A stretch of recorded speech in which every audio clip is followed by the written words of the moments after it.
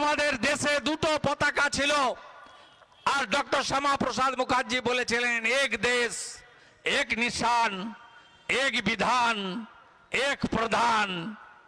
এটা ছিল ডক্টর শ্যামাপ্রসাদ মুখার্জির স্লোগান।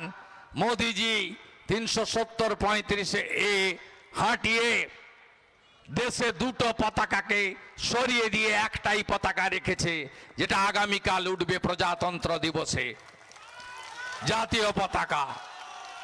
কেন মোদিজিকে প্রণাম করব? নরেন্দ্র মোদিজি একদিকে বাংলাদেশি মুসলিম অনুপ্রবেশকারীদের বের করানোর জন্য বলছেন, অমিত শাহজি পাটনাতে বলছেন পহলে ডিটেক্ট অর্থাৎ চিহ্নিত করো, তারপরে ডিলিট করো, তারপরে ডিপোর্ট করো। এই যে ভোটার তালিকা, ফাইনাল তালিকা বেরোনোর পরে দেখবেন ডিটেক্ট হয়ে গেছে, ডিলিট হয়ে গেছে। আর এপ্রিলে বিজেপি এলে বাংলাদেশি মুসলিম অনুপ্রবেশকারী রোহিঙ্গাদের রাস্তা দেখাবো আমরা। যে পথে এসেছ ওই পথে ব্যাক টু দি প্যাভিলিয়ন।